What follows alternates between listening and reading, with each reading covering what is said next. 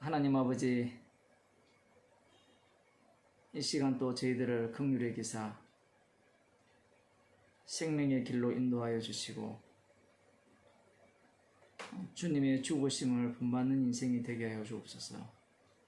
예수님 이름으로 기도드리옵나이다. 아멘. 마태복음 3장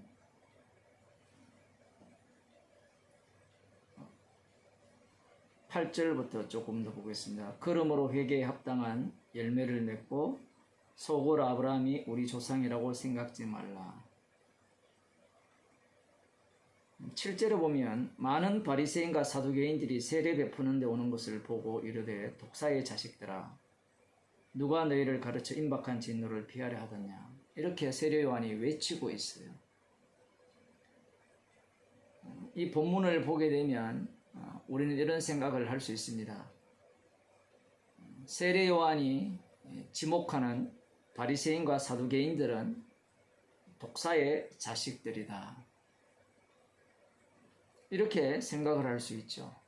이렇게 생각을 하게 되면 본인은 과연 누구냐, 누구의 자식이냐, 이 질문을 던질 필요가 있습니다. 성경을 읽는 우리들도 마찬가지죠. 우리들도 이 본문을 보게 되면 우리를 어느 편에 세우느냐라고 할 때는 바리새인과 사두개인 편에 세우는 것이 아니라 세례 요한의 편에 우리 자신을 세워서 이 말씀을 보게 되죠. 우리들은 독사의 자식이 아니라는 그러한 어떤 전제를 갖고 이 말씀을 읽게 되는 겁니다. 그렇게 되면 이런 말씀 자체가 사실 우리들에게는 필요 없는 말씀이 돼요. 성경의 모든 말씀들은 우리들이 과일상에 가면 내가 좋아하는 과일을 이렇게 골라서 집어 먹듯이 말씀도 내가 좋아하는 것은, 내 마음에 드는 것은 이렇게 취할 수 있고 마음에 들지 않는 것은 버릴 수 있는 그런 식으로 말씀을 사람들은 대하고 있다라는 거죠. 성경을 대하는 우리들의 태도도 별로 다르지 않습니다. 이렇게 이야기하면 우리는 이미 십자가의 복음을 아는 자들이고 구원을 받았지 않습니까? 그러면 우리는 구원받은 자 입장에 놓여 있는 거지, 저 바리새인과 사두개인 같은 그런 자들 입장에 있지 않지 않습니까? 이렇게 생각을 대부분이 하잖아요. 교회에서도 마찬가지고, 목사들도 설교를 할 때 세례요한이 이 세례받으러 오는 바리새인과 사두개인을 향하여서 독사의 자식들아, 누가 너희를 가르쳐 임박한 진노를 피하려 하더냐, 이 말씀을 이 교인들에게 설교를 할 때 여러분이 바로 바리새인이고 여러분이 바로 사두개인이고, 설교하는 내가 바로 바리새인이고 내가 바로 사두개인입니다. 우리 모두가 바로 독사의 자식들입니다. 이렇게 설교를 하게 되면 어떤 집사님이나 장로님이 그 목사에게 이렇게 물을 거예요. 당신은 구원의 확신이 없습니까? 당신은 구원의 확신이 없기 때문에 지금 자기 자신을 독사의 자식이라 이렇게 지금 규정하고 있습니까? 이렇게 질문을 할 거예요. 거꾸로. 구원파들이 그런 질문을 하잖아요. 예수 믿습니까? 믿습니다. 그럼 구원의 확신이 있습니까? 잘 모르겠는데요. 그러면 그 구원의 확신을 가지는 비법을 알려주겠습니다. 비법은 따로 없거든요. 따로 없어요. 네 스스로 마음만 먹으면 구원의 확신은 가질 수 있다라는 거고, 복음에 대한 것을 받아들이는 것도 마찬가지죠. 마음만 먹으면 이 복음을 받아들여서 구원을 얻을 수 있다, 이렇게 가르친다라는 겁니다. 세례 요한도 마찬가지죠. 세례 요한도 오해하는 장면이 이런 장면입니다. 자기는 이사야 선지자가 예언한 광야에 외치는 자의 소리로 지금 외치고 있는데, 저들을 향해서, 바리새인과 사두개를 향해서 독사의 자식들아 누가 임박한 진노를 피하려 하더냐 라고 그 외치는 그 외침 속에, 그것은, 그 외침은 세례 요한이 외침이 아니라 여호와 하나님께서, 주님께서 주신 말씀이 되거든요. 그 말씀 속에 자기가 휘말린다는 사실을 몰라요. 아직 구약에 속해 있기 때문에.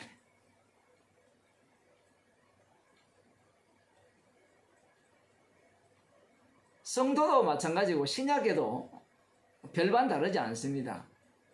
알아도 그 아는 그 복음의 내용을 외침과 동시에 그 말씀 속에 우리는 휘말리게 되어 있지, 자기는 그 말씀 속에서 빠져나와서 관람자가 되는 게 아니라는 거예요. 그런데 이 교회 오는 사람들은 말씀 속에 휘말리기를 원하는 것이 아니라 말씀 밖에서 나는 저 말씀과 상관이 없어, 난 저건 다 알아, 이런 식으로 이 말씀을 대하려고 한다라는 사실입니다.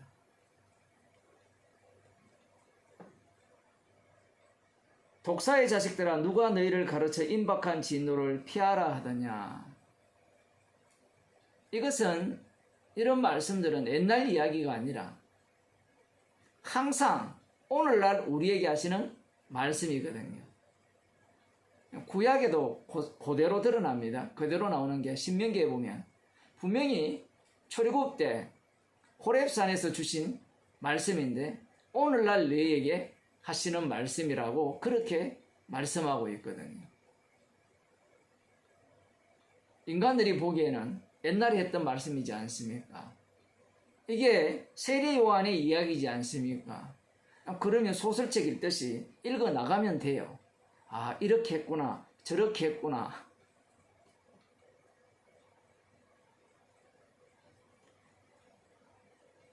지금 세례 요한이 이렇게 외칠 때, 자, 우리가 이 말씀을 읽었잖아요. 읽었을 때 독사의 자식들아 누가 너희를 가르쳐 임박한 진노를 피하려 하더냐 라고 이렇게 책망을 냈을 때, 외쳤을 때, 기본적으로 우리들이 갖고 있는 사고방식은 이 임박한 진노를 피하든지, 그렇지 아니하면 이 임박한 진노를 맞든지 둘 중에 하나라고 생각할 수밖에 없는 겁니다.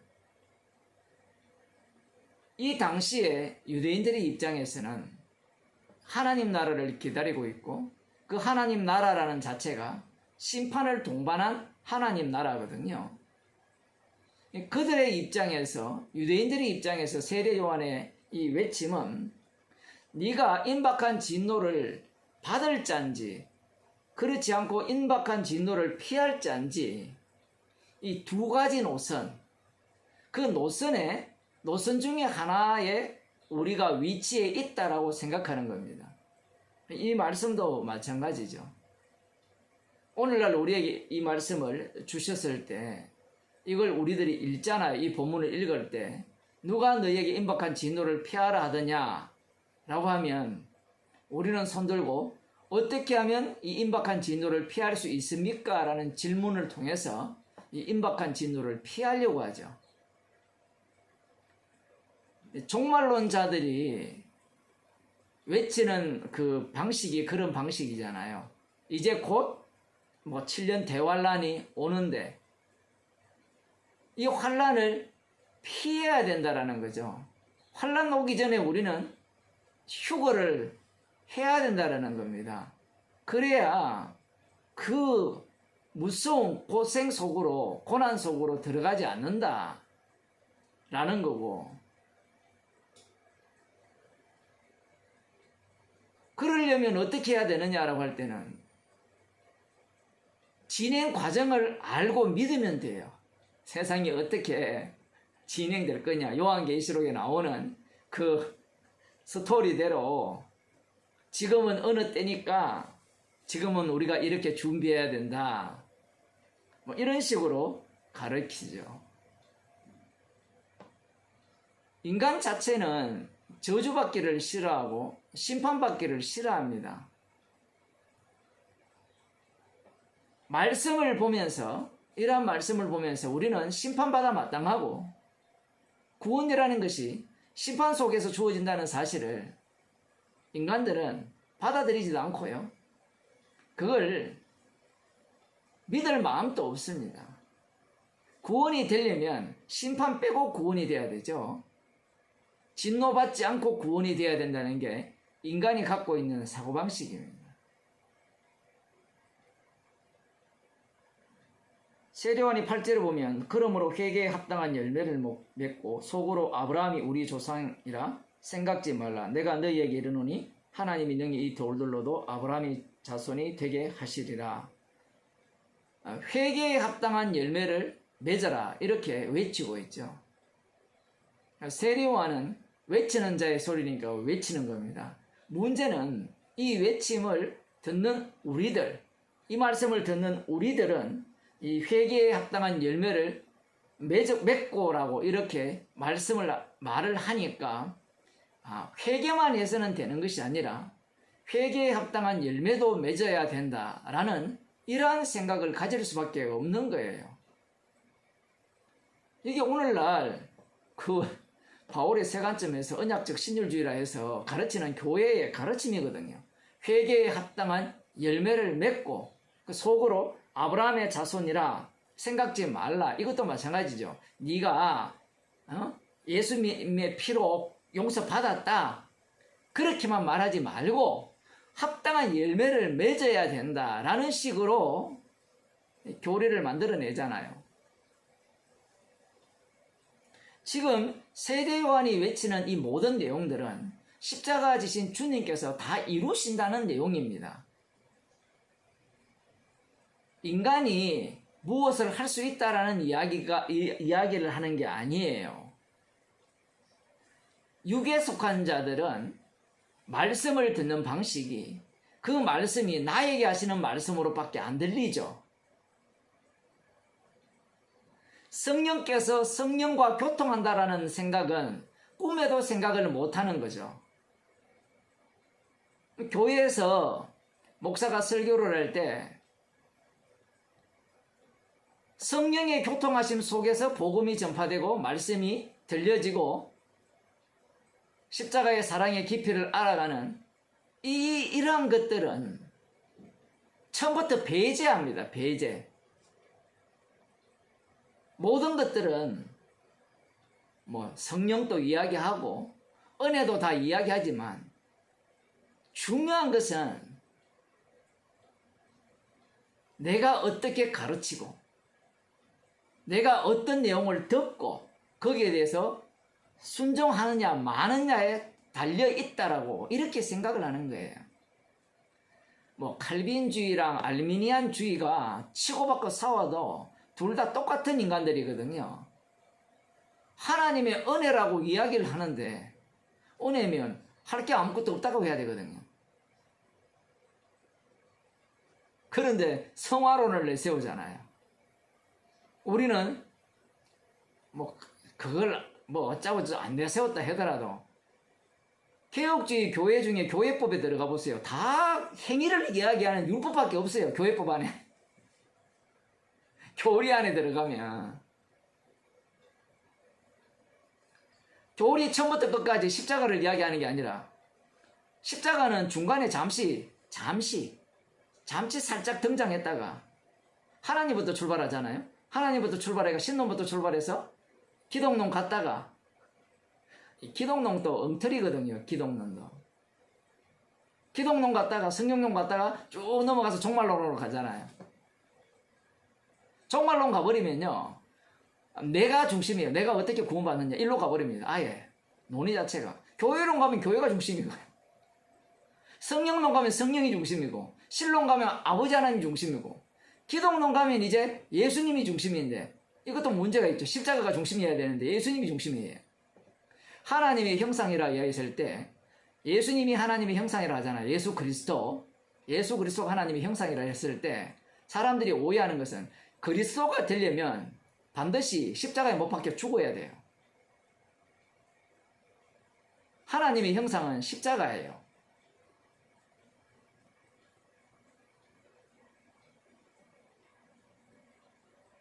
이 이야기를, 이런 내용들을 사람들은 말씀을 통해서 보지 못해요.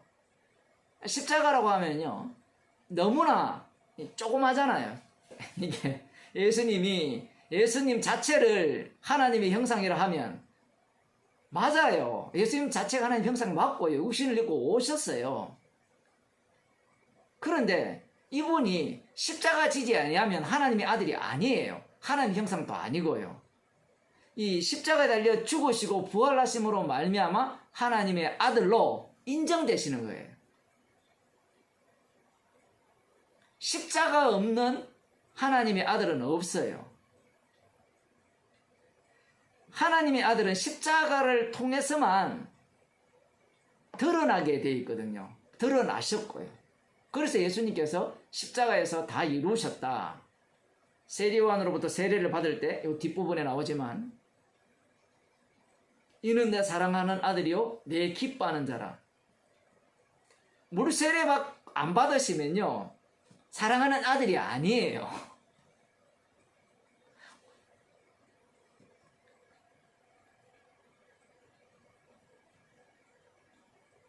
물 세례 받지 아니하면 사랑하는 아들이 아니고, 그럼에도 불구하고 사람들은, 목사들도 마찬가지, 교인들도 예수님은 창세전부터 계셨다, 하나님의 아들이시다, 이렇게 가르치고 그렇게 생각하죠. 여러분 다 그렇게 생각했잖아요. 그러면 창세전부터 계셨던 하나님의 아들을 믿는 게 좋습니까? 십자가 지신 아들을 믿는 게 좋습니까? 창세전부터 계셨던 하나님의 아들, 그 하나님을 믿는 게 더 좋죠. 이건 인간의 인식구조 자체가 먼저 된 것이 먼저잖아요. 아들이 창세전부터 계신 게 먼저니까 십자가는 나중이니까 이거는 후차적으로 발생된 사건이라 이렇게 생각하잖아요. 그러면 원래가 중요하지 나중에 일어난 이 사건은 별로 중요하지 않잖아요. 나중에 일어난 추가된 이야기니까.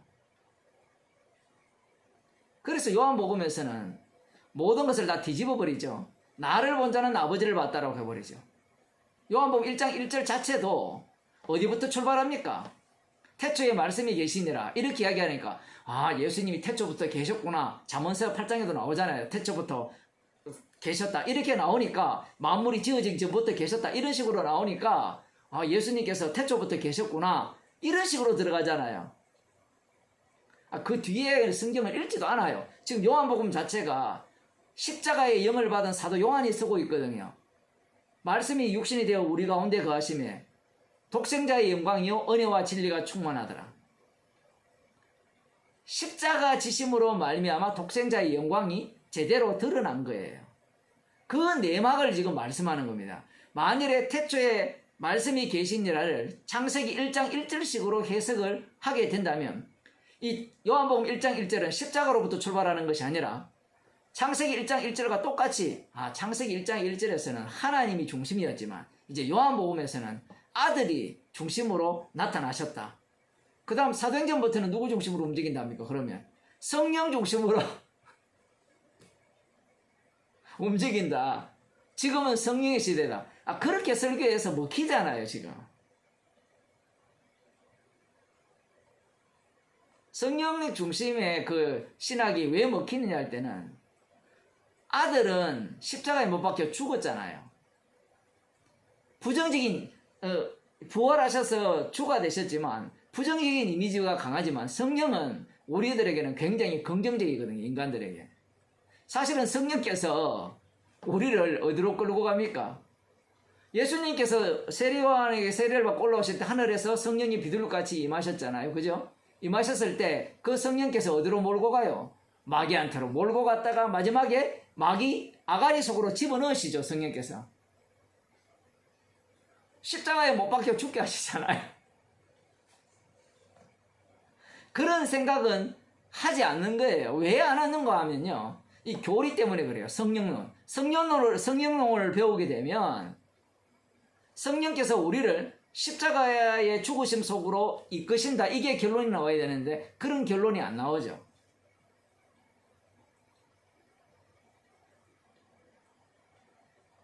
신학교에서 이런 걸 안 가르칩니다. 가르치면 누가 듣겠어요? 이미 교리가 확정되어 있잖아요. 교회에서. 제일 웃기는 게 성경 중심으로 해놓고 성경을 안 믿고요. 교리 중심으로 가요. 개혁주의 신학 자체가 제일 웃기는 게 그런 짓이거든요. 옛날에 제가 대학원 다닐 때 그 개혁주의 주장하는 그 사람들하고 논쟁을 할 때 아니 성경이 이런데 왜 성경을 안 믿어요? 이렇게 이야기하면 성경에서 뽑아낸 이 개혁주의 신학 교리와 신앙 고백 뭐 하이델베르그 뭐 웨스트민스터 뭐 이런 쪽 또 고상한 인간들은 그 웨스트민스터도 별거 아니라 이렇게 얘기하거든요. 그런 신앙 고백들이 진짜 성경적이다 이렇게 얘기하거든요.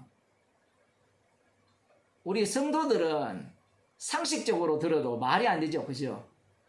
성경 중심이면 아무리 교리라도 성경에 의해서 교리가 이 판정을 받아야 되잖아요. 그런데 그 개혁주의 쪽은 성경이 그 교리에 의해서 판정을 받아요.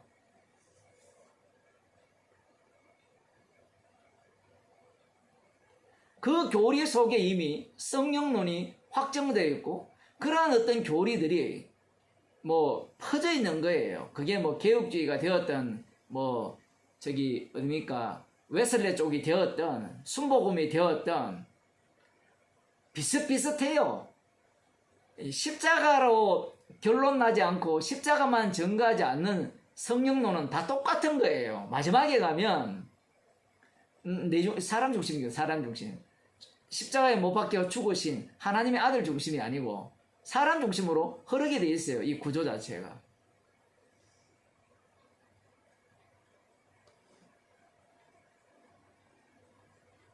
회개에 합당한 열매를 맺어라. 세례요한이 이렇게 외치죠. 그러면 지난 시간에도 말씀드린 것 같이 인간들이 듣는 방식은 육적 방식 외에는 없습니다. 그래서 이사야 40장에 나오는 이 골짜기마다 도도지고 산들마다 낮아지는 평준화가 되죠. 어떤 평준화? 모두가 다 짐승이라는 짐승의 모습을 이제 제대로 드러내는 그러한 모습을 보이는 겁니다. 무슨 얘기인가 하면요. 세례 요한이 이 마지막 선지자로 와서 광야에 외치는 자의 소리로 외칠 때면 주의 길을 평탄케 하잖아요. 그러면 유대인들 입장에서는 이 이사야 선지자의 예언을 따라서 이 광야에서 외치는 자의 소리를 기다릴 거 아닙니까? 기다렸을 때 그들이 그 외침을 어떻게 듣느냐라고 할 때는 철저하게 누구처럼 사고방식을 갖고 있는가 하면 바리새인과 사두개인과 같은 사고방식을 갖고 세례 요한의 외침을 듣는 거예요.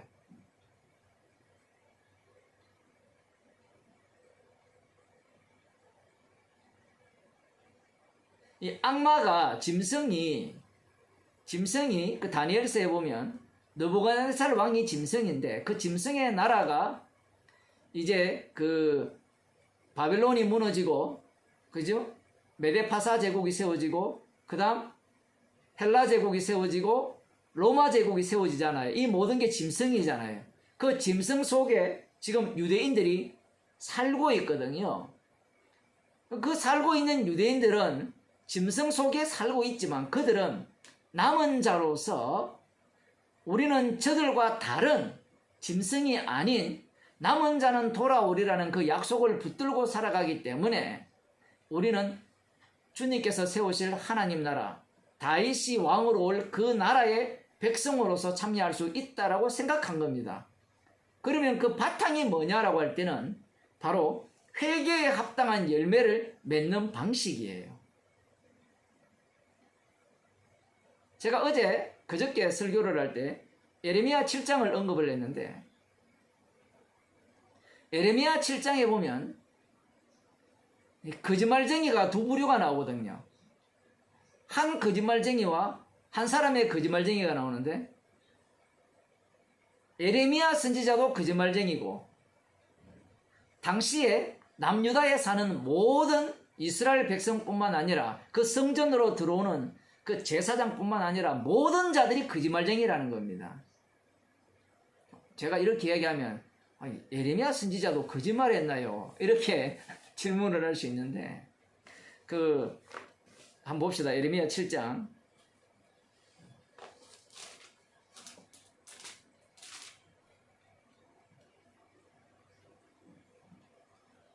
1절 보면 여호와께로서 에레미야에게 말씀이 임하니라. 가라사대 너는 여호와의 진문에 서서 이 말을 선포하여 이르기를 여호와여 여호와께 경배하러 이 문으로 들어가는 유다인아 다 여호와의 말씀을 들어라.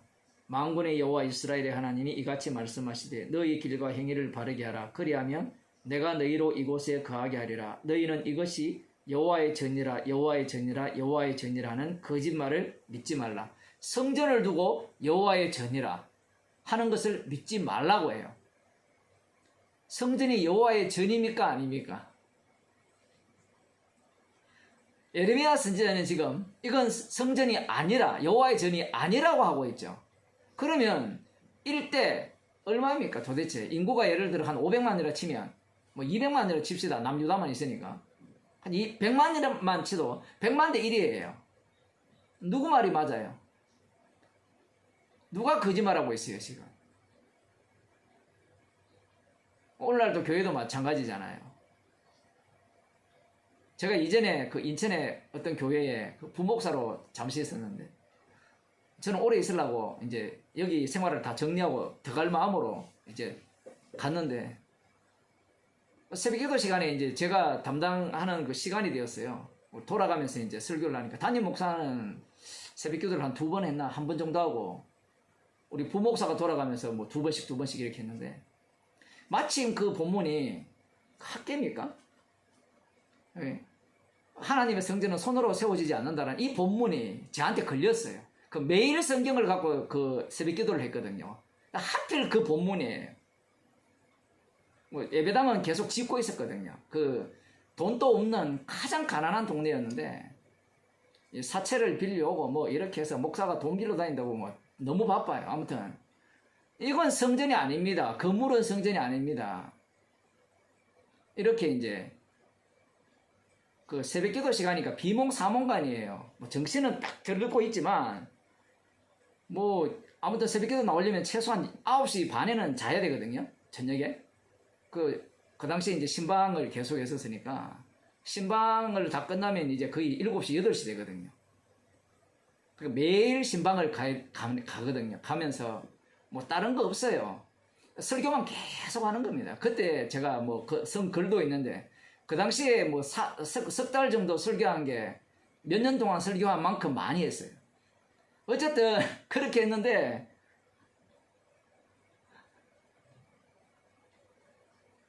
담임 목사가 열받았죠. 설교 중에 이제 소리를 지르면서 내려오라 이렇게 이제 했는데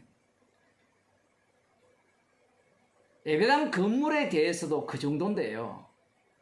성전이라 안 하면 헌금 안 하거든요, 여러분. 여러분 지금 모이가 있는 이 장소를 성전이라 안 하면요, 여기에 대해서 애착도 없고요, 관심도 없고요, 누구 하나 청소도 안 해요. 장로님 집이니까 뭐 내가 뭐 청소해. 그냥 나갈 때 뭐 실내화 있으면 아무데나 벗어 던지고 나가고. 이게 성전이라 생각해 보세요. 미리 와서 닦고 설고 깨끗하게 그렇게 하거든요. 인간은 그렇게밖에 안 돼 있어요, 구조가. 자기 집을 깨끗이 하잖아요. 내 집이니까. 남의 집 깨끗이 합니까? 아니잖아요. 이 부분을 이곳이 성전이라 하지 아니하면 누가 여기에 와서 기도하겠어요? 집에서 골방에서 기도하겠죠. 이게 왜 중요한가 하면요, 교회 와서 기도 안 하면요, 교회에 대한 애착이 없어요. 애착이 없다는 말은 헌금도 안 하고 아무것도 안 한다는 얘기입니다. 이러한 심리를 목사들이 잘 알아요. 유 목사님 안 그러신가요? 목사님은 순수하셔가지고 안 그럴 수도 있는데 이 목사 질이죠. 목사지를 그 목회를 해본 사람들, 저는 목회를 해본 적이 없어요. 뭐 해본 적이 없는데 그걸 전도사를 조금 하면, 안 그래도 얼마 전에 그 통화하면 그분이 그런 얘기를 하는데, 전도사들한테 아직도 월급을 한 70만 원 준대요. 70만 원. 결혼했을 거 아니에요. 다 대학원까지 졸업했으니까. 요즘 뭐 예를 들어 뭐 그 인터넷으로 30만 원 주면 대학원 과정도 있대요. 제가 깜짝 놀랐어요. 그래서 제가 그분한테 그게 돈벌이라고 하니까 30만 원밖에 안 하는데 그건 돈벌이가 아닌 것 같아요. 왜 돈벌이가 아니라고 생각하는 거면 가격이 저렴하기 때문에. 근데 거기 하는 교수들 지금요 신학교 안 옵니다. 경쟁률이 1대1이 거의 안 돼요. 생존의 위기가 달렸어요. 목사도 남아 돌고 가봤자 갈 데도 없고요. 뭐 그렇게 해서 뭐 예를 들어 전도사가 되었다 칩시다. 뭘 배우겠어요? 나도 언젠가는 우리 담임 목사처럼 선한목자교회 유기성 목사처럼 될 거야. 이것밖에 안 생겨요. 경쟁률이 어마어마하겠죠. 그 자리에 올라가려면. 한 20년 전에는 그랬어요. 아버지가 대형교회 담임 목사면 무조건 괜찮아요. 그 상속을 뭐라 하죠? 그거 물려준다고 합니까? 명성교회처럼. 그 목사 그 명성교회만큼 큰 교회에 자기 아들을 심어 넣어서 거기에 담임 목사 시키면 되는데, 명성교회만큼 큰 교회가 없었던 모양이에요. 다 그렇게 했거든요. 그 당시에는. 자기 아들 목사면 큰 교회 목사는 친구 목사에게 거기 집어넣어서 거기 담임시키고 그 집 애는 자기 교회에 담임시키는 거예요. 빼기 그만큼 좋았어야 되고, 그전에는 뭐 박사학위가 있어야 된다. 뭐 요즘은 진학이나 다 했으니까 빼기 있어야 되고. 아무튼 뭐 그런 상황인데, 예를 들어 교회 뭐 옆으로 좀 빠졌지만 교회를 성전이라 하지 아니하면 아무것도 안 해요. 그런데 한번 보세요. 이 예배당을 짓는 뭐 수십억 들어서 예배당을 짓는 거기에 대놓고 이게 성전이 아닙니다 라고 외쳤을 때 담임 목사가 어떤 마음이겠어요? 저놈 죽여야 되겠다는 마음이죠. 그런데 지금 에레미야가 외치는 성전은 어때요? 진짜 성전이잖아요. 다윗이 주를 위해 성전을 짓고 싶다 했을 때 너는 피를 너무 많이 흘렸기 때문에 안 된다라고 해서 네에게서 나는 아들이 성전을 지을 것이다 라고 해서 솔로몬이 성전을 짓잖아요. 다윗이 다 준비한 것들을 갖고 성전을 지어서 지금 이 성전 자체는 누가 뭐래도 성전이거든요. 그런데 에레미야 선지자가 하는 말이 성전이 아니라는 겁니다. 성전이 아니라고 외칠 때 이미 이 에레미야가 외쳤다는 것은 성전 아니에요. 그러면 이 말을 듣는 남유다 사람들은, 이 성전에 들어와서 제사를 드리는 이 사람들은 이 에레미야가 거짓말하고 있다고 봐요. 이 참말을 하고 있다고 봐요. 이 완전 이 정신병자죠. 성전 건물을 보고도 성전이 아니라고 하는 이 정신 나간 사람은 미친 자에 불과한 겁니다. 누가 거짓말하고 있어요? 에레미야 선지자가 거짓말쟁이에요. 사실 이 원리가 고스란히 예수님에게 적용이 되고 예수님의 영을 받은 에레미야이기 때문에 그런 어떤 취급을 받을 수밖에 없는 거죠. 예수님도 똑같았잖아요. 너희가 이 성전을 열라 내가 사흘 만에 일으키겠다. 예수님께서 성전에 들어가서 성전을 청결케 하신, 사실 이게 청결이 아니에요. 성전을 부정하는 사건입니다. 이건 성전이 아니라는 얘기예요. 제가 그 설교 시간에 그런 말씀을 전했는데, 예수님께서 성전에 들어가서 장사하는 자들의 상을 다 뒤엎었잖아요. 돈 바꾸는 자들의 상을 다 뒤엎고 쫓아내시잖아요. 채찍을 휘두르잖아요.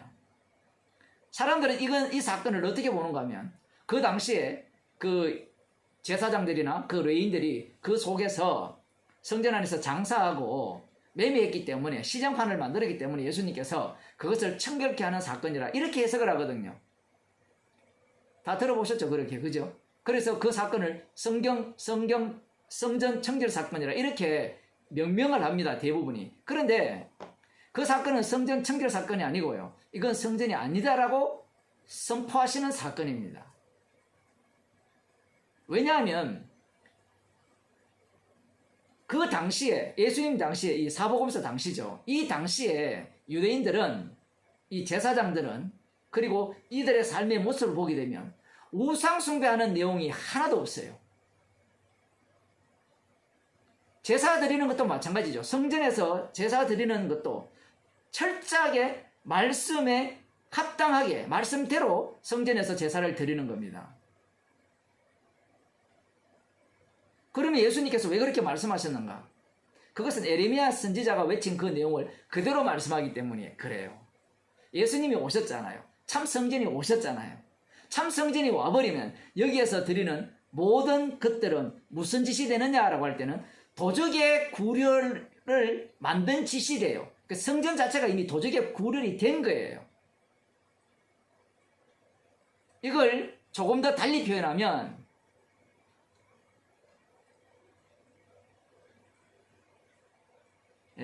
조금 달리 표현하면 성전 자체가 도적 구렬이 되었기 때문에 하나님께서 이 솔로몬 왕을 통하여서 만들라고 하신 성전을 만드신 목적이 뭐냐라고 할 때는 도적의 구렬로 만들기 위해서 성전을 만들라고 하신 거예요.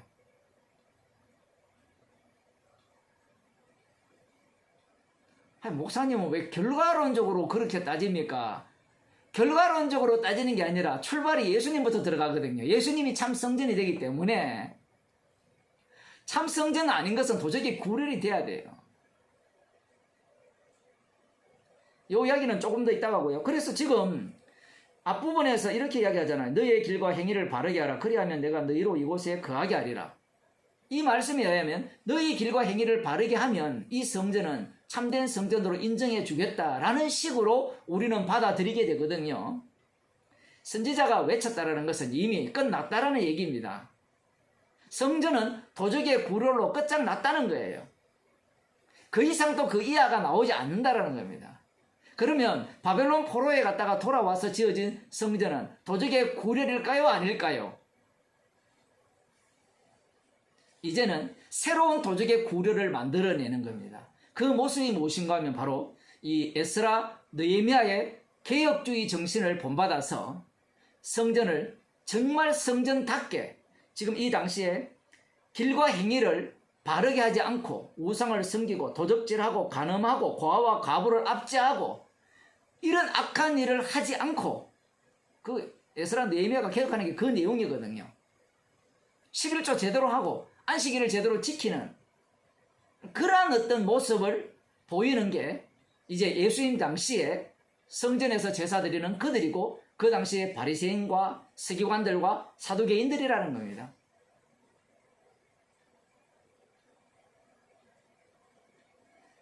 예수님 당시에 사두개인과 바리새인들은 어떻게 만들어졌는가? 이걸 알아보려면 중간사를 다 공부를 해야 되는데 공부 안 해도 돼요. 공부를 해야 될 것 같으면 주님께서 중간사를 우리에게 계시로 주셨어야 돼요. 그게 필요 없습니다. 공부할 필요 없다라는 얘기가 아니라 에스라 느헤미야 이 시점에서 에스더를 경유해서 이 사복음서로 넘어오면 왜 이들이 이렇게 살았는가가 분명해지죠. 에스라 느헤미야 정신이 이 당시에 고스란히 퍼져 있어요. 더 확고해졌죠. 그 당시에는 뭐 에스라나 느헤미야 이런 한 사람 중심으로 움직였지만 이제는 이 예수님 당시에는 바리새파가 따로 있잖아요.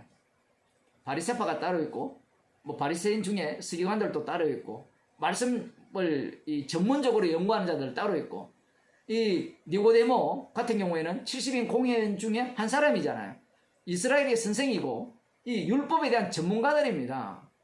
이렇게 보게 되면 마치 모세가 70인 장로들을 세운 것과 같은 시대와 거의 흡사한 시대로 돌아간 거예요. 말씀대로 제대로 돌아간 겁니다. 표현을 하자면.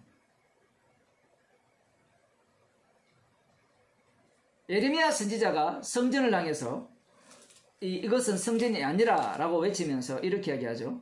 내 이름으로 일컬음을 받는 이 집이 너희 눈에는 도적의 구렬로 보이느냐. 보라, 나 곧 내가 그것을 보았노라. 여호와의 말이니라. 여호와의 눈에는, 여호와께서 보신 것은 이들이 이 여호와의 성전을 도적의 구렬로 만들었다라는 겁니다. 도적의 구렬로 만들었다는 것은 여호와의 이름을 어떤 식으로 활용하는가 하면요, 도적질하기 위해서 활용한다라는 거예요. 여호와의 이름은 어떤 이름입니까? 심판하시는 여호와죠.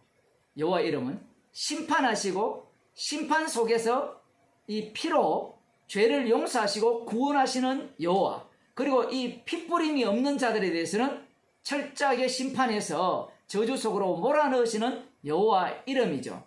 그래서 이 여호와의 이름이 있는 이 성전은 심판받아 마땅한 죄인을 이 핏부림을 통해서 죄 용서하는 그러한 어떤 이 작용이 일어나는 그러한 곳이에요. 놀라운 사실은 이들이 어떤 태도를 취하는가 하면요, 성전에서 제사를 지냅니다. 제사는 왜 지냅니까? 죄 때문에 죄 용서 받기 위해서 제사를 지내죠. 제사를 지냈으니까 죄가 있습니까? 없습니까? 없죠.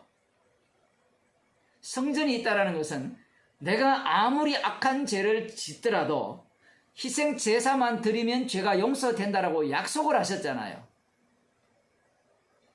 그게 레위율법, 모세 언약이잖아요. 약속을 하셨잖아요. 우리는 또 성경을 많이 배워가지고 다윗 언약은 하나님이 기뻐하시는 제물은 상한심령이라 하나님은 이 번제와 화목제를 기뻐하시는 게 아니다 라는 것을 배웠지만, 이후에 보면 또 다윗이 여전히 번제와 화목제를 드려요. 죄 용서 받기 위해서. 이들이 지금 어떤 모습을 보이냐 할 때는 성전의 기능을 너무나 잘 알고 있습니다. 그러니 성전을 어떻게 이용하는가 하면요, 나는 이미 구원받았다는 겁니다. 왜? 성전이 있기 때문에. 그 다음부터는 제가 설교 중에도 그런 얘기했지만 들으신 분들은 기억나겠죠. 살인 면허, 간음 면허, 도둑질 면허, 면허권을 다 얻었어요. 자, 그러면서 오늘날 교회 갔다 그랬죠. 십자가의 피로 다 용서받았으니까 이제 모든 면허권을 다 얻었어요. 막 찔러 죽여도 돼요.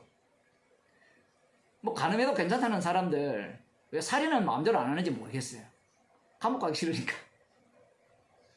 그래서 그런가요? 그 도적질도 막 하죠. 이미 면허권을 얻은 거예요. 면허권을. 그게 예레미야 당시에 유다인들의 신앙이에요. 성전에 대한 믿음이 너무나 강했던 겁니다. 우리가 볼 때는 간음하고 살인하면서 제사 지내는 그것이 무엇이 잘못되었느냐, 그런 것들이 잘못되었지 않느냐, 이렇게 얘기를 하는데 그들에게 물어보면 아니라는 거예요. 성전이라는 것은 죄를 용서하는 곳이잖아요.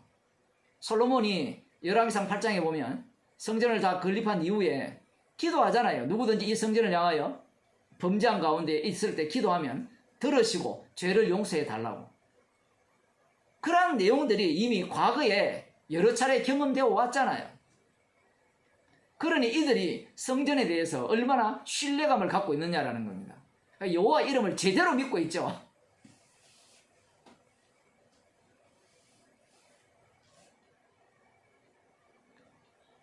여호와의 이름을 위한 이스라엘, 성전을 위한 이스라엘이어야 되는데 이들은 성전이 자신들을 위한 성전이 된 거예요. 나 외에 다른 신을 섬기지 말라는 그 말씀이 온 우주는 네 중심이 아니라는 이야기거든요. 인간은 자기밖에 섬기지 못하는 인간인데 그러한 인간임을 알려주기 위해서 율법을 주셨는데 그걸 뭐 이들은 구약에 속해서니까 뭐 알아먹을 리가 만무하죠. 그러니 이 성전이라는 이 기능이 확실히 살아있고 여호와의 이름이 계신 곳이니까 이것만 있으면 무슨 죄를 지어도 다 용서가 되니까 괜찮다라는 입장에서 열심히 제사를 드리는 겁니다. 꼴도 보기 싫다 그러죠. 하나님께서는 이런 모습에 대해서. 그런데 그들 입장에서는 뭐가 잘못됐느냐는 거예요. 말씀대로 했는데. 말씀대로 했잖아요.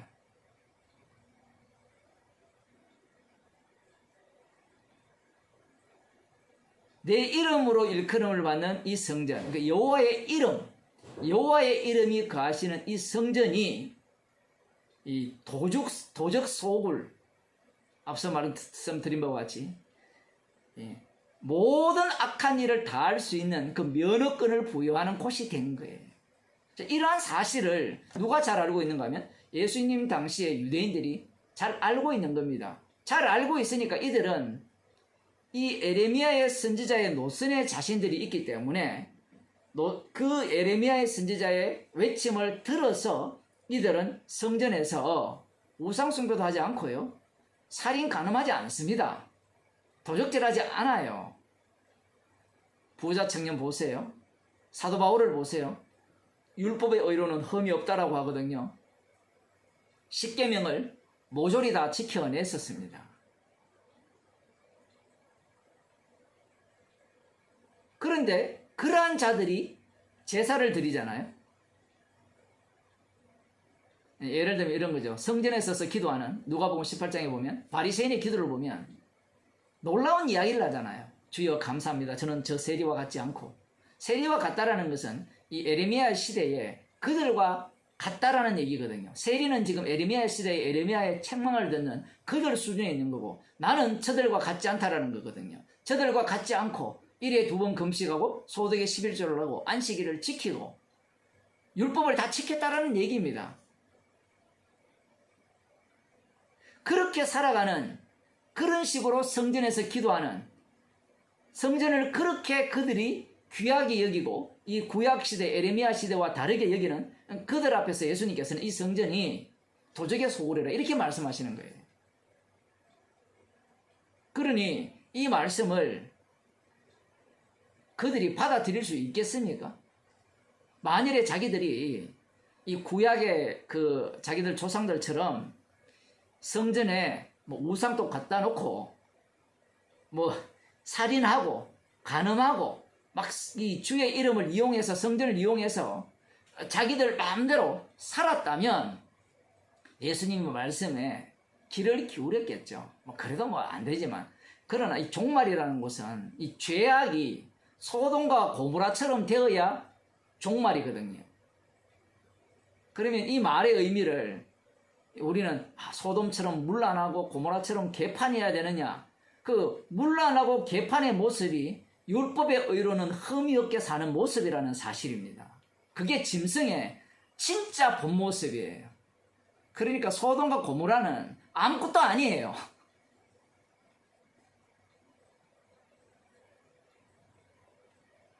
그렇게 사는 게 뭐 아무것도 아니라고 합니까? 라고 할 때, 여러분, 누가 예수님을 죽였어요? 바리새인들이 예수님을 죽였어요. 놀랄 일 아닙니까? 율법의 의로는 흠이 없는 자들이 예수 믿는 자를 핍박하고 죽였단 말이에요. 예수님이 오셨을 때 이 세대를 음란한 세대라고 하잖아요. 그 음란한 세대의 표본이 소돔과 고모라거든요. 예수님이 오셨다라는 것은 이미 이 세상은 음란한 세대라는 겁니다. 심판받아 마땅하다는 겁니다. 그럼 무슨 이유 때문에 심판받느냐라고 물어보면 십자가를 믿지 않았기 때문에 심판받아요. 십자가의 혜택을 받지 못했기 때문에 심판을 받는 거예요. 그런데 이 바리새인과 서기관들은 십자가가 필요 없는 자들이죠. 십자가가 필요 없다는 것은 자기들은 짐승이라는 얘기입니다. 짐승이 다니엘과 세 친구를 괴롭히고 죽이잖아요. 그 짐승의 모습을 누가 하느냐라고 할 때는 이 남은 자는 돌아오리라는 그 남은 자들이 하나님의 아들이 왔을 때 십자가에 못 박아 죽여버리는 겁니다. 지금 이러한 어떤 모습, 바리새인과 서기관들이 왜 율법대로 에스라 느헤미야의 정신을 이어받아서 그렇게 살아가려고 하느냐? 그 이유는 세례요한의 이야기와 같은 거예요. 회개에 합당한 열매를 맺고 장차올 그 하나님의 나라, 심판이죠. 이 심판주가 오거든요. 그들도 다 압니다. 그런데 심판을 누구에게 행하느냐라고 할 때는 이 말씀대로 돌아온 이들에게 행하는 것이 아니라, 남은 자에게 행하는 것이 아니라 이 남은 자를 괴롭히는 이방인들을 심판하는 거거든요.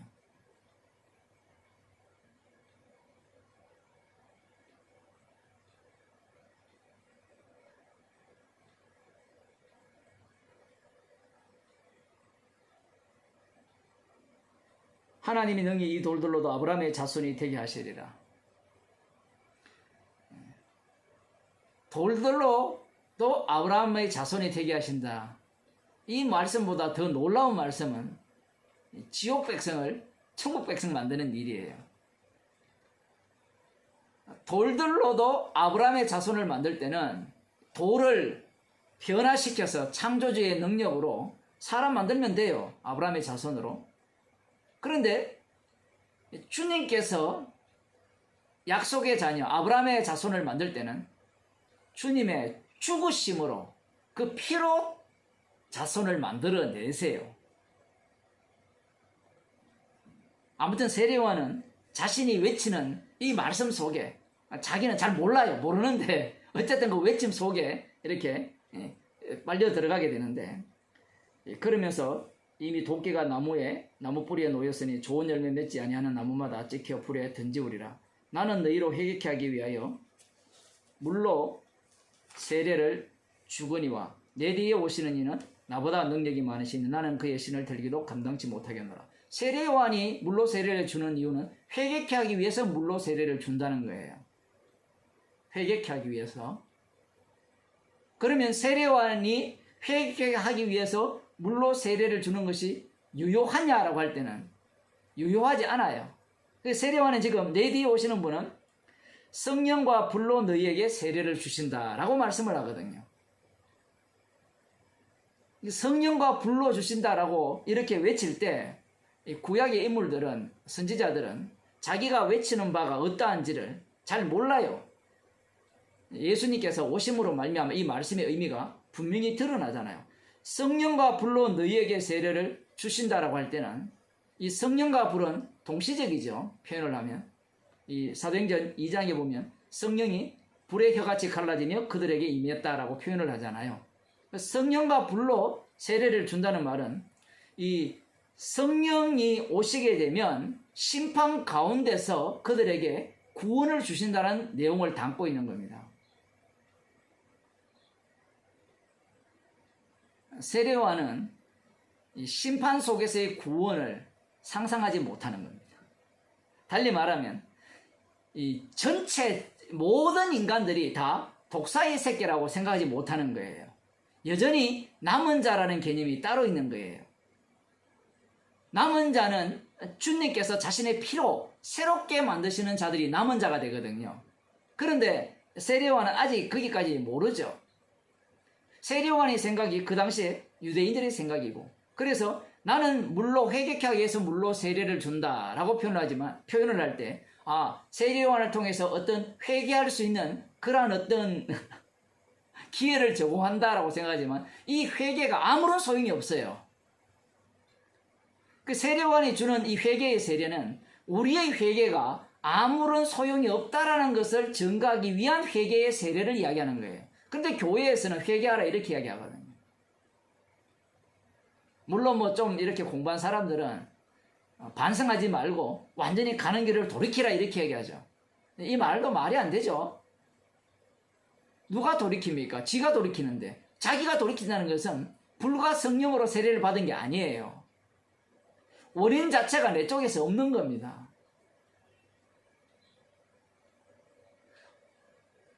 원인 자체가 나에게 없는 내용이 불과 성령이거든요.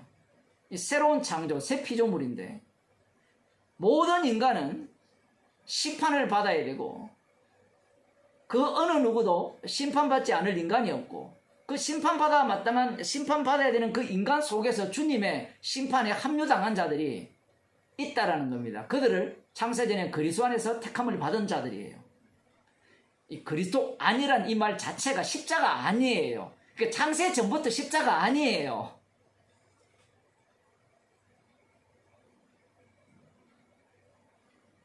십자가만 남아야 돼요. 처음부터 끝까지. 제가 우리 구장님이 보내주신 김성수 목사 로마서를 이렇게 녹취한 그 내용대로 맞죠? 녹취하신 게? 조작한 거 아니죠? 못 읽겠어요. 그걸 한 5편 정도 읽었는데 복음이 아니에요. 처음부터 끝까지 1강부터 복음이 아니에요. 여러분이 뭐 그분 설교를 듣고 은혜를 받았다는데 처음부터 끝까지 복음이 아니에요. 지금 다시 한번 보세요.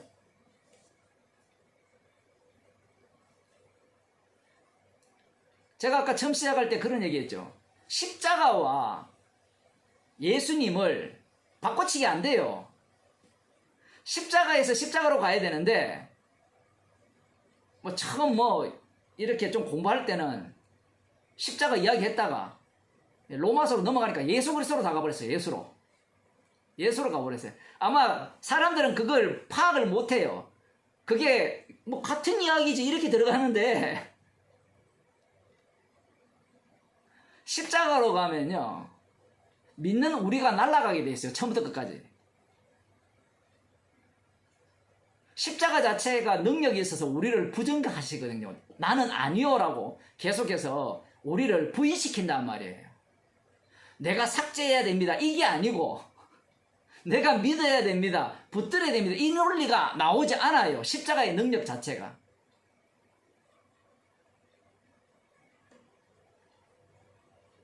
성령과 불은 인간 자체를 배제해버립니다. 배제한다고 했을 때는 인간 자체가 뭔가 구원 얻을 끈덕지가 있어서 구원하겠다는 얘기가 아니라 오히려 그런 죄인을 통하여서 십자가이신 예수님이 심판주 되심을 드러내기 위해서 인간을 사용하겠다는 거거든요. 그래서 십자가 지신 분이 심판주가 되셔서 지옥 보낼 자는 지옥 보내고 천국 보낼 자는 천국 보내는데 천국 백성이 어떻게 만들어지느냐라고 할 때는 성령과 불로서 세례를 받아야 돼요. 어떻게 받아요? 주님이 십자가에서 이 말씀을 다 이루어냅니다. 다 이루어내면 그 주님께서 새롭게 만드신 자들이 있죠. 십자가에서 완성한 자들. 그들에게 이 사도행전에 보면 성령과 불로서 세례를 주시잖아요. 따로 받는 게 아니고 주님의 죽으신 게 함께 참여했고 주님의 부활하심에 함께 참여하여서 살아난 자들. 로마서 6장 이야기거든요. 그리스도의 세례. 그 얘기를 지금 말씀하고 있는 거예요. 그러면 성도는 항상 어떤 인간이 되느냐 할 때는 성령과 불로 세례를 받은 인간이 돼요. 이걸 정인이라 합니다. 성령과 불로 세례를 받았으니까 우리는 또 뭘로 꿈꾸는가 하면 그 다음 이미 받았으니까 그 다음 나는 구원 받았다. 이 얘기를 자꾸 하고 싶잖아요. 우리 구원 중심이라면 이 성령과 불로서 세례를 받았으니까 너는 이제 성령과 불은 필요 없어. 이미 한번 왔으니까 끝이야. 근데 성령께서 우리와 늘 함께 계시죠. 보혜사를 주신다 했잖아요. 성령을 주셨다는 것은 불도 우리 가운데 계속 함께 계속해서 작용하고 있다는 거거든요. 그게 성령의 책망이죠. 그게 히브리서에 나오는 우리를 관절과 골수와 그 찔러 쪼개기까지 해서 산산초각 내는 그 일이 성령의 일이잖아요.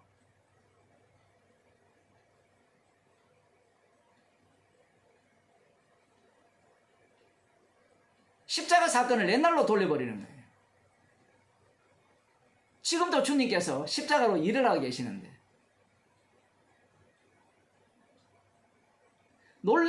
논리성을 갖고 따져 들어가기 때문에 이미 십자가에서 다 이루었으니까 이제 십자가와는 우리와 상관이 없다. 이래 들어가거든요. 그게 구약의 유대인들이었잖아요. 애굽에서 구출해내셨을 때 유월절 어린 양의 피로 구출해냈다는 것을 계속해서 확인하는 작업이 그들 가운데 율법을 주신 이유거든요. 레위기에서 율법을 주신 이유가, 출애굽기에서 율법을 주신 이유가 거기에 있어요. 어린 양의 피만을 증거하라고 너희들을 뽑아냈다라는 겁니다. 그러면 율법을 주시면 죄만 지으면 돼요.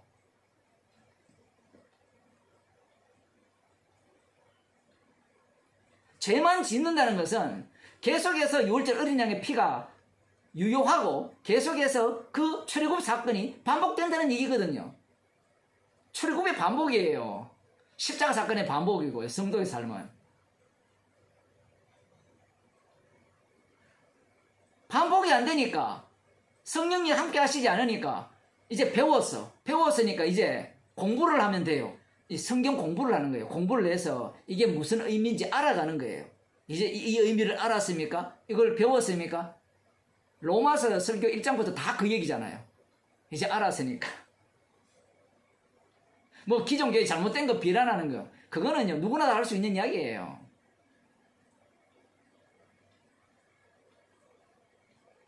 결국은 그들이 어떤 논리를 펴요? 아까 제가 얘기했던 이 에레미야 7장에 나오는 그들의 논리잖아요. 나중에 그렇게 돼요. 나중에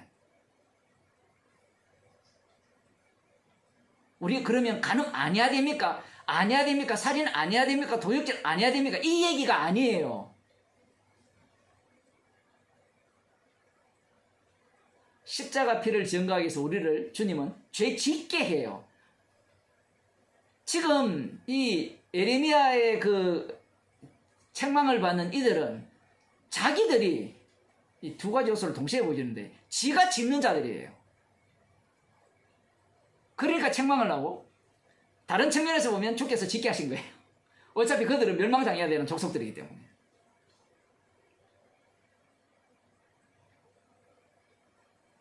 주님께서 다윗에게 지시하신 대로 간음을 하라, 살인을 하라 하시면 간음하고 살인하면 돼요. 그러면 에레미야가 그들에게 너희들 간음하고 고아와 가부를 압제하고 그거 다 주께서 시켰다 이렇게 이야기하면 안 돼요? 왜 같은 사건을 두고 다윗은 되고 이 사람들은 왜 안 돼요? 사울은 안 되고 다윗은 왜 돼요? 우리들은 누구께 좋아요? 다윗께 좋잖아요. 다윗께. 이 유대인들이 바보가 아니에요.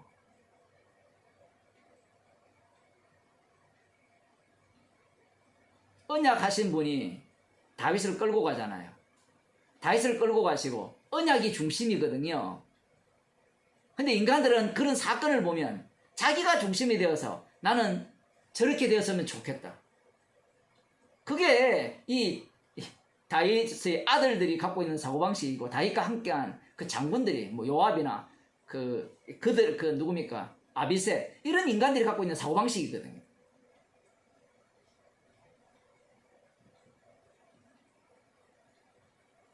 주님께서 가라면 가고 오라면 오는 그 백부장의 그 믿음을 부여받은 자가 성도거든요. 그러면 주님께서 그런 믿음을 주셨다면 십자가 피가 나와야 되고 그 피를 증거하기 위한 죄인으로 살려져야 되는데, 꼭 에레미야 7장에 나오는 우리는 피로 용서 다 받았으니까 나는 살인 면허 받았고 뭐 도적질 면허 받았고, 그럴 것 같으면 이런 설교 안 해도 되잖아요. 예? 그런 논리 같으면 십자가 복음 전하지 말고 사기쳐도 안 돼요? 여러분 그런 생각 안 해봤습니까?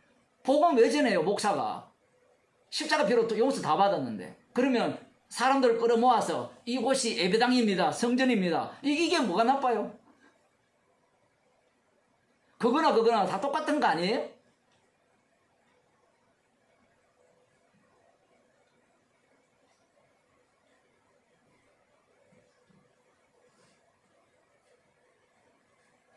로마서 1장을 한번 보겠습니다.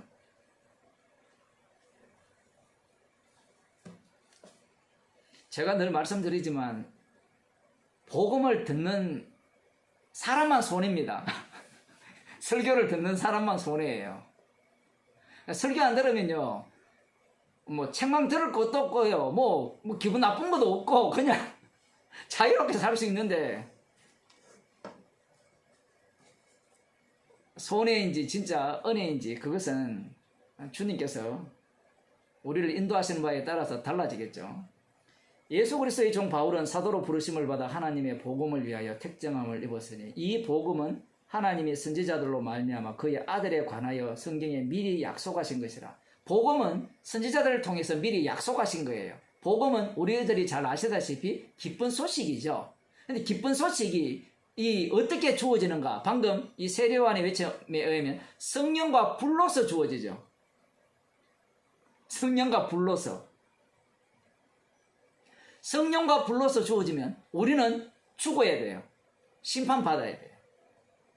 죽고 이제는 내 속에 내가 살면 안 돼요. 내 안에 그리스도께서 사셔야 돼요. 이게 복음입니다. 그런데 우리들이 갖고 있는 복음은 어떤 복음입니까? 예수님이 나를 위해 대신 죽었어요. 이제 내가 살았어요. 내가 천국 백성이 되었어요. 내가 하나님의 자녀가 되었어요. 그러니 내가 하는 모든 일은 괜찮죠? 이래 나와요, 논리가.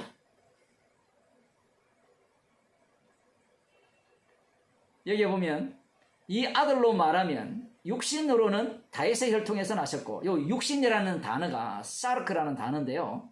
이 사도 바울이 로마서나 그 갈라디아서니까 여기에 아주 집중적으로 나오는 용어입니다. 육으로 하면 다윗의 혈통에서 나셨고, 아예 다윗 혈통 자체를 육으로 간주해 버립니다. 다윗 혈통 자체를. 다윗 언약대로 오신 것은 분명해요. 다윗 언약대로 오셨기 때문에 다윗 혈통이 부정되는 거예요.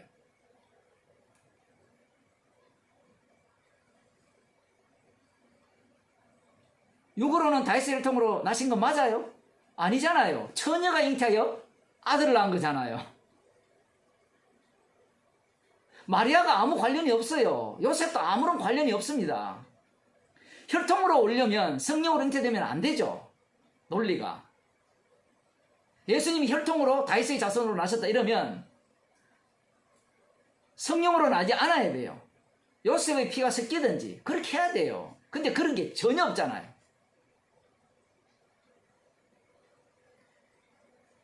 성결의 영으로는 죽은 자 가운데서 부활하여 능력으로 하나님의 아들로 인정되셨으니, 죽은 자 가운데서 부활하여 능력으로 하나님의 아들로 인정되셨으니, 이 십자가에 달려 죽으신 그분을 살리셨죠. 살리셔서 주가 되신 거예요.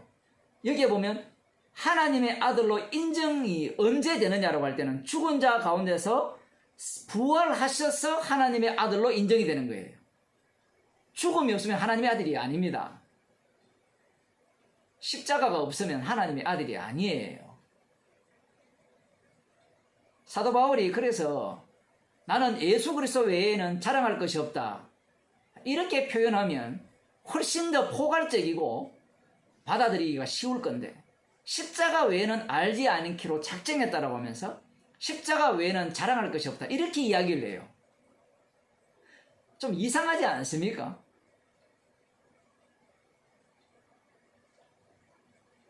예수 그리스도 외에는 자랑할 것이 없다, 이렇게 나오면 받아들이기 쉽잖아요. 근데 십자가 외에는 자랑할 것이 없다, 그 이유가 무엇이냐라고 할 때는 성도 자체가 주님의 증인이기 때문에 그래요.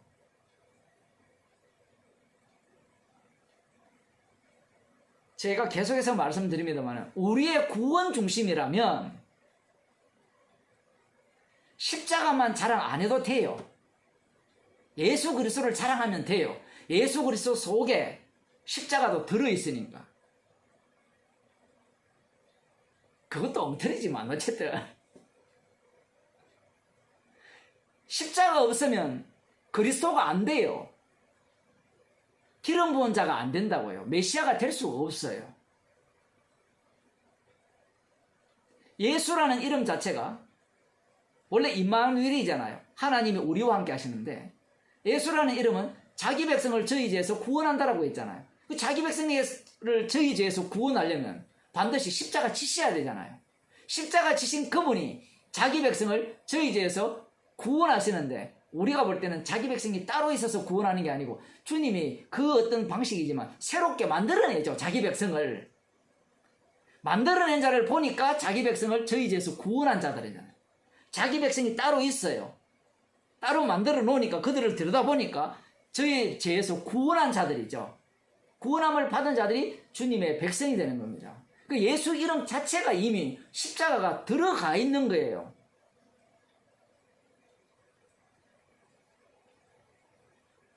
그런데 설교를 들어보면 십자가 이야기하다가 예수로 넘어가요. 예수로 넘어가면 무엇이 사라져버리는가 하면 예수님 이야기해도 돼요. 근데 예수님 안에 십자가가 있다 했잖아요. 그러면 그 속에는 십자가 사건이 계속해서 반복되어 일어나는 그러한 내용들이 담겨져야 되는데 이미 우리는 구원 얻었다. 구원 얻었으니까 이미 십자가는 지나간 과거가 되어버려요. 반성하는 요소 정도?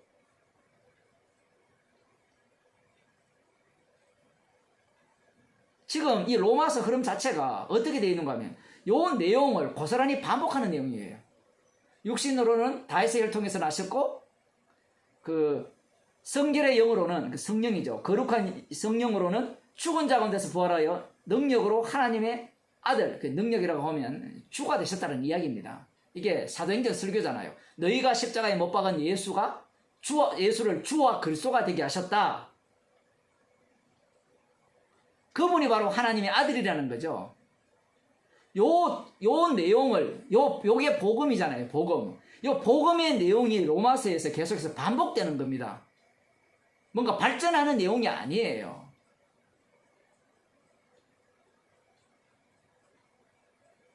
앞부분에 뭐 이방인들, 뭘 이방인들 다 나눠요. 다 우린데, 우리 자신을 두고 하는 말인데.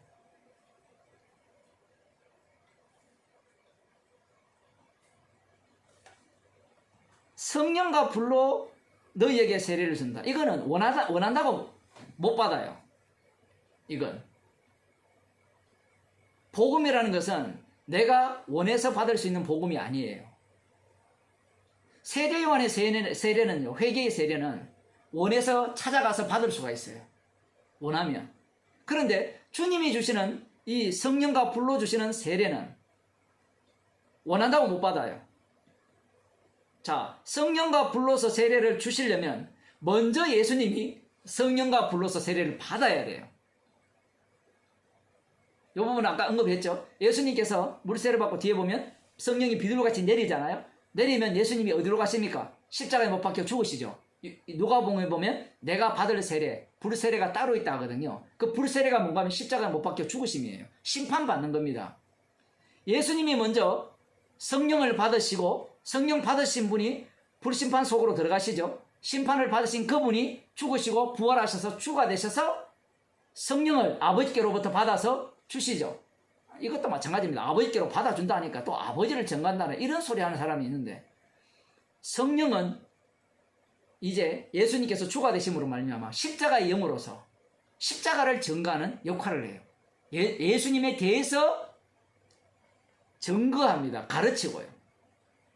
내가 너희에게 가르친 것을 깨닫게 하리라. 예수님께서 이렇게 말씀하시는 것은 언어를 다 기억하게 이런 얘기가 아니에요. 예수님이 제자들에게 가르친 내용은 십자가예요. 십자가.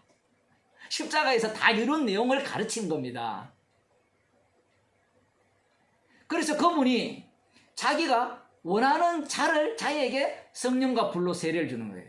되게 신나는 일인 것 같잖아요. 이걸 들어보면 야, 우리는 이제 임박한 진노를 피할 수 있구나. 성령과 불로 세례를 받으면 임박한 진노를 피하는 게 아니고 먼저 심판받아요. 먼저 주님과 함께 죽어요. 그래서 지난주에 그런 말씀 드렸잖아요. 둘째 사망이 먼저 성도에게 덮쳐버립니다. 주님과 함께 그 하나님의 버리심 속에, 아들을 버리심 속에, 그 속에 합류당해서 우리도 버림당합니다. 그래서 새롭게 주님의 피로 죄 용서 받아서 새로운 피조물로 만들어지죠. 성령과 불러서 그분이 세례를 주신다라는 겁니다.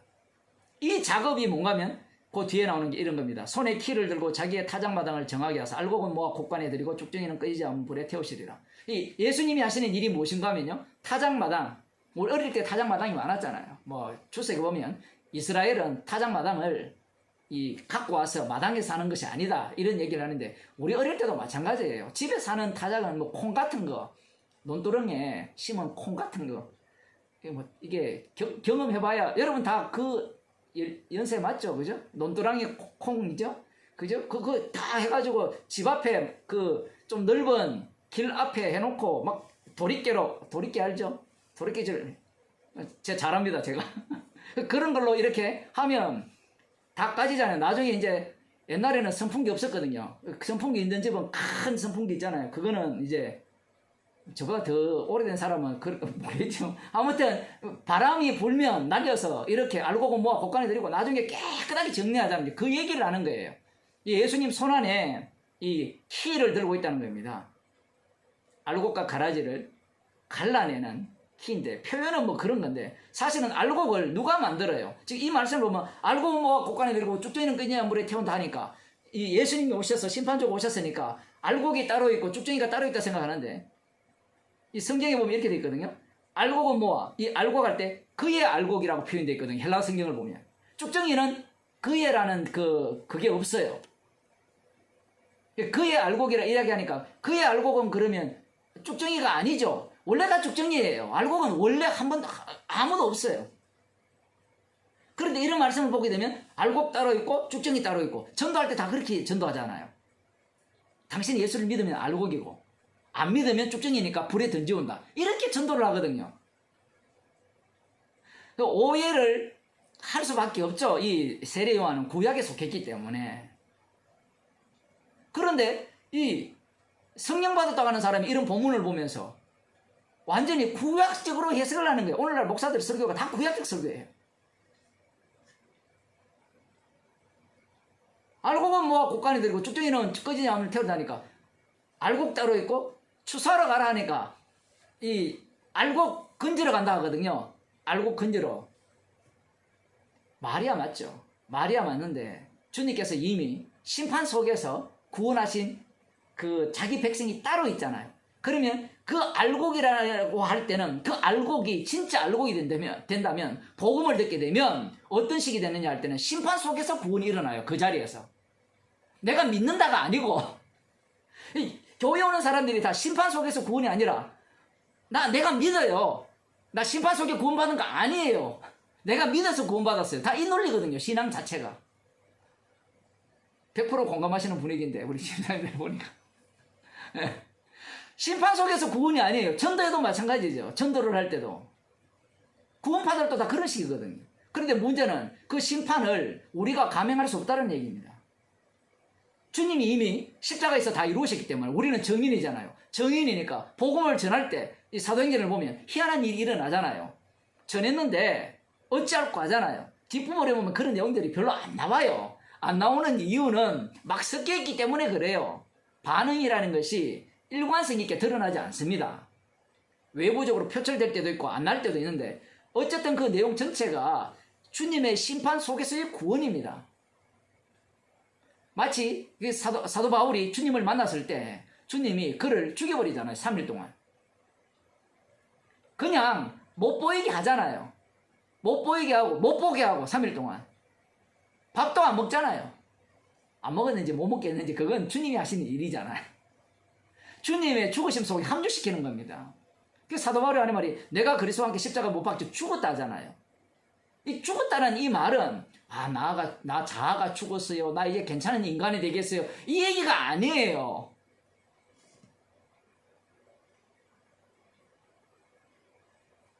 심판 속에서의 구원이거든요. 심판 속에서의 구원이 아니니까 인간들이 갖고 있는 그 사고방식은 십자가 자체가 구원을 얻기 위한 하나의 도구가 된 거예요.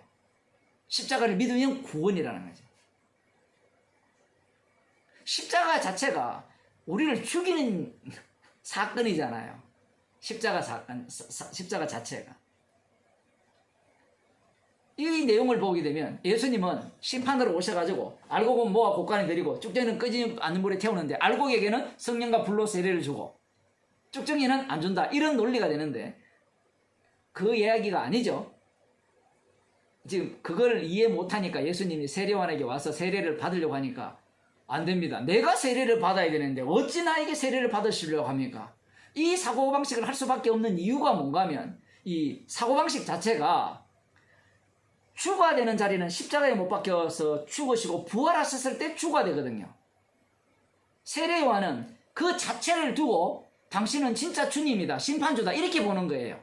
자기 앞에 오는 그분을 보고 오해를 하는 겁니다.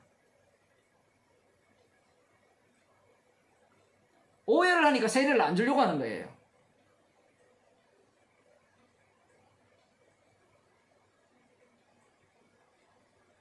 예수님이 그냥 심판주가 되셔서 알곡 뭐 곡간에 들고 쭉정이 이렇게 하는 게 아니라 십자가에서 알곡도 만드시고 쭉정이도 만들어내시는 거예요. 십자가에서. 그래서 알곡도 십자가 증거하고 쭉정이도 십자가 증거하는 거예요. 강팍히 할 자를 강팍히 하셨죠. 십자가의 심판성을 증거하기 위해서 강팍히 하시는 거고, 십자가의 긍휼을 드러내기 위해서 이스라엘을 애굽 땅 좋은 데로 어떤 곳에서 인도하신 겁니다. 이스라엘 백성들과 바로를 비교해보면 차이가 하나도 없어요.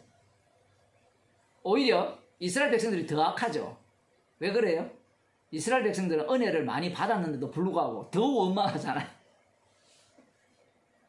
표현이 더 악하지만 똑같은 겁니다. 차이점은 강팍히 했느냐, 강팍히 하지 않았느냐, 긍휼히 여겼느냐, 이 차이밖에 없어요. 그러면 왜 그렇게 하느냐라고 할 때는 유월절 어린 양 자체가 심판이거든요. 심판. 심판이 한쪽은 심판 속에서 구원이 주어지지만 그 피의 혜택이 돌아가지만 다른 한쪽은 그 피로 인해서 지옥 보내버립니다. 조금 더 봅시다. 이때 예수께서 갈릴리로에서 요단강에 이르러 요한에게 세례를 받으라 하신데 요한이 말려 가로되 내가 당신에게 세례를 받아야 할 터인데 당신이 내게로 오시나이까. 이렇게 말하는 이유를 이제 아시겠죠? 왜 이런 식으로 이야기하는지. 세례 요한은 예수님이 심판주로 와가지고 오셔가지고 다윗의 후손으로 오셔가지고 심판하면 된다라고 생각해요. 그 심판을 생각하는 겁니다. 세례 요한이 이렇게 생각한다는 것은 그 당시에 모든 유대인들이 갖고 있는 구원관이 그랬다라고 보시면 돼요. 마지막 선지자잖아요. 선지자가 이러한 생각이라면 선지자 아닌 자들은 보나 마나잖아요. 그러면 성령을 받지 못하면 모두가 다 누구의 사고방식에 갇혀 있을까요?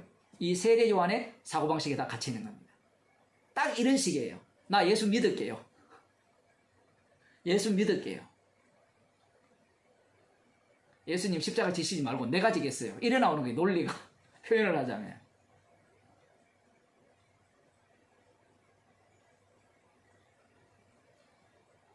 우리가 이와 같이 하여 예수님께서 이제 허락하라. 우리가 이와 같이 하여 모든 의를 이루는 것이 합당하니라. 모든 의를 이룬다라고 할 때는 예수님께서 십자가에 달려 죽으셔야만 아버지의 뜻이 이루어져요. 그게 아버지의 뜻이에요. 그러니 그 요한복음 1장에 태초에 말씀에 계신 나를 하나님과 함께 계셨다. 성자가 영원전부터 계셨다. 이 논리를 펴버리면 세례 요한의 논리가 돼요. 지금 우리는 뭘 아셔야 되는가 하면 뭐 알아야 되는데 이 표현을 할 수밖에 없는데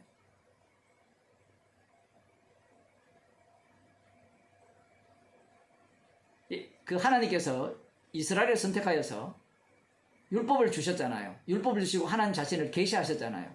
그 계시하신 이유를 알아야 돼요. 그렇게 계시를 하면 인간들은 여호와 하나님을 말씀의 바탕을 두고 정의를 내립니다. 그게 예수님 당시에 유대인들이 여호와 하나님을 유일신으로 믿는 방식이에요. 우상 숭배하지 않는 방식이에요. 그래서 그들은 진짜 하나뿐인 여호와를 경외하는 겁니다. 이것이 바로 우상이라는 것을 지금 보여주기 위해서 아브라함을 택한 거예요. 아까 전에도 그런 얘기했지만 짐승이 누구냐라고 할 때는 아브라함의 자손이 짐승이에요. 그래서 조금 전에 로마서 1장에서 혈통으로는 다윗의 혈통에서 나셨고 이 얘기를 하는 겁니다. 목사들이나 신학 교수들 이걸 못 넘어와요. 왜 못 넘어오는가 하면 관찰자가 자기이기 때문에 그래요. 말씀대로 들어가야 되는데 그리스도의 영이 안 오니까 예수님의 안목으로 못 봐요. 세례요한이 잠시 깜빡이었잖아요. 내 뒤에 오시는 분이 나보다 앞선 것은 그가 나보다 먼저 계심이라. 그 요한복음에 그렇게 나오거든요. 요한복음은 완전히 뒤집어서 얘기를 하죠. 실제로. 요한복음과 왜 이게 다릅니까? 그건 우리 물을 입장이 아니에요. 예수님이 분명히 말씀하셨잖아요. 그 요한복음 8장입니까? 아브라함이 나이 때 볼 것을 즐거워하다가 보고 기뻐했다라는 거. 유대인들이 깜짝 놀라죠. 나이가 50도 안 됐는데 네가 아브라함보다 나이가 더 많으냐? 어떻게 아느냐? 이 순서 자체가 다 바뀌어야 되는 겁니다. 예수님을 믿는 것이 아버지를 믿는 것이고, 예수님을 주로 고백하는 것이 아버지를 주로 고백하는 내용이에요. 그러면 예수님을 주로 고백하고 아버지도 주로 고백하면 안 됩니까? 인간은요, 한 사람 두 줄을 못 섬겨요. 우리는 예수님만 믿으면 돼요. 예수님만 주님으로 고백하면 돼요. 그 서신서로 넘어가면 하나님께 영광을 돌리고 아버지 하나님 이런 얘기 되게 나오거든요. 하나님 얘기가 되게 나오잖아요. 그 말씀을 보는 방식도 마찬가지예요. 그 말씀을 이해를 할 때 사복음서를 경유해야 되죠. 십자가를 경유해서 보게 되면 십자가 지신 예수 그리스도를 전가하고 있는 내용입니다. 그런데 인간들은 십자가 지신 예수님을 전가하는 내용으로 보지 않고 십자가를 경유해서 다시 하나님께로 가요. 하나님께로 간단 말이에요. 그러니 설교할 때 계속 어디로 가버리는가 하면 십자가 중심이 아니라 하나님 중심으로 가버려요. 나중에 대부분 사람들이 그렇게 흘러가요. 십자가 복음 이야기하다가도 마지막에 하나님께로 가버립니다. 그게 논리적으로 맞거든요. 십자가에 머물러 있기에는 너무 편협해요. 그런데 성경은 내게 대해서 전한다고 말씀하셨잖아요. 그 나가 누굽니까? 지금 여기에 다 나타나고 있잖아요. 모든 의를 이루는 것은 하나밖에 없어요. 물세례 받으시는 것. 이것밖에 없습니다. 이 물세례 안 받으면 하나님의 아들이 아니에요. 물세례를 받으셨기 때문에 다윗의 혈통으로 나셨다는 의미가 분명해지죠. 물세례를 안 받았다면 다윗의 혈통은 검증돼야 됩니다. 그렇지 않아요? 그러면 여자의 후손으로 오실 필요도 없어요. 여자의 후손으로 왔다는 것은 죽기 위해서 오셨다는 거고, 여자의 후손으로 왔다는 것은 인간의 혈통을 인정하지 않겠다는 이야기잖아요. 유대인뿐만 아니라 그 모든 이방인들도 죄인으로 보고 있다는 거거든요. 짐승으로 보고 있다는 거예요. 짐승으로 본다는 것은 돌보다 더 못한 존재입니다. 돌은 지옥 안 가거든요. 여러분 아시죠? 돌은 지옥 안 갑니다. 짐승은 지옥 갑니다. 예수께서 세례를 받으시고 곧 물에서 올라오시르새 하늘이 열리고 하나님의 성령이 비둘기같이 내려 자기 위에 임하심을 보시더니 하늘로서 소리가 있어 말씀하시되 이는 내 사랑하는 아들이요 내 기뻐하는 자라 하시니라. 이 재미있는 현상이 이건 거죠. 물세례 받았다는 것은 십자가에 못 박혀 죽으심을 미리 앞당겨 보여주는 건데, 육신을 입고 오신 그분이 올라오니까 성령을 주시는 거예요. 그죠? 성령을 주시니까 성령께서는 그 물세례의 의미 속으로 몰아넣죠. 지금 물세례 받고 올라오시니까 이는 내 사랑하는 아들이요 내 기뻐하는 자라 이렇게 하셨다는 말씀은 물세례 자체가 십자가에 달려 죽으심을 지금 미리 보여주는 그 그림자거든요. 그래서 이는 내 사랑하는 아들이요 내 기뻐하는 자라는 얘기입니다. 하나님의 아들은 십자가에 못 박혀 죽는 아들이에요. 십자가에 못 박혀 죽지 않는 아들은 없습니다. 그래서 성령을 주시죠. 성령을 주시니까 야 좋겠다. 우리는 이렇게 생각하잖아요. 성령을 주시니까 어떻게 됩니까? 하나님의 아들이 맞죠? 하나님 아들이 맞으니까 이제 본격적으로 죽음의 길로 가게 되는 거예요. 예수님도 자기가 원해서 가고요. 죽을 권세도 있고 생명을 다시 취할 권세도 있는 그러한 예수님이시죠. 하나님의 아들이시니까. 성령을 받았으니까 성령께서는 그 아들을 어디로 몰아갑니까? 십자가에 못 박혀 죽으시는 쪽으로 몰아가죠. 이게 모든 의를 이루는 방식이에요. 그분이 우리에게 성령과 불로 세례를 주시는 겁니다.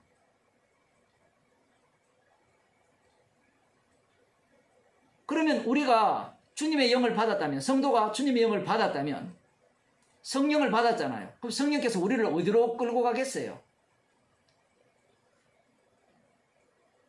이미 우리를 하나님의 아들로 만들었잖아요. 로마서 8장에 나오죠. 맏아들의 형상을 본받게 하기 위해서 우리를 양자로 삼으셨잖아요. 그 맏아들의 피를 통하여. 그러면 맏아들의 형상이 어떤 형상입니까? 그 말하지 않아도 나와 있잖아요. 성령께서 어디로 끌고 가요? 십자가로 끌고 가죠. 그러면 성도 인생 전체가 십자가를 전가하는 인생이라는 겁니다. 십자가를 전가하는, 예수님의 죽으심을 전가하는 인생이라면 성도는 어떤 삶을 살아야 되느냐? 죄만 지면 돼요. 말귀를 지금 되게 어렵게 가버렸는데.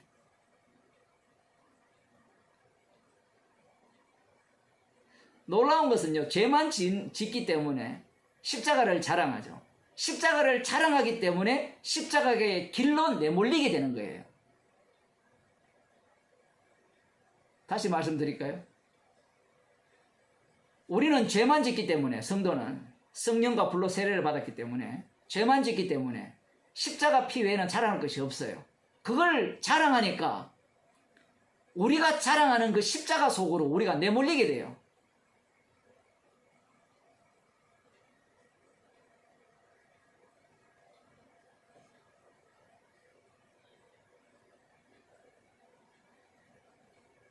예수님께서는 심판을 하실 때 우리가 생각하는 그런 심판을 하시는 게 아니죠.